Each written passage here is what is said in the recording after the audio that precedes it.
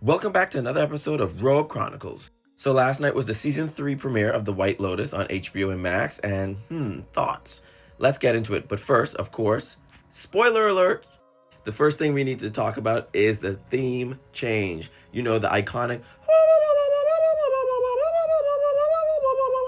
Well, now the theme music has changed to this. So now 3 seasons in, we sort of know the formula of the show, which is they started off with a death scene at the end of the trip, and then they rewind to the beginning, and then we get introduced to the characters, the families. Carrie Coon as Lori, Michelle Monaghan as Jacqueline, and Leslie Bibb as Kate.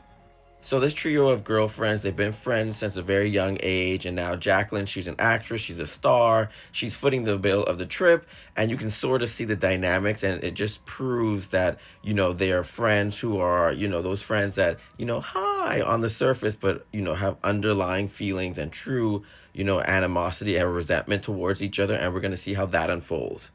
Next up is Walton Goggins as Rick Hatchett, and Amy Lou Wood, who plays Chelsea, who also was in Sex Education, was such a great show. Love that show. So it was good to see her on this project.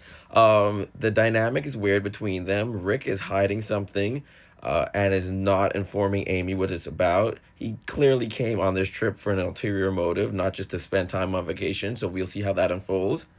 Also not pictured in this cast poster is Lek Patravati, who plays Shritala and is one of the owners of the White Lotus. And Rick has seemed to come to Thailand to get something from her husband, who is also a very famous American, who is also famous in Thailand. So very interesting.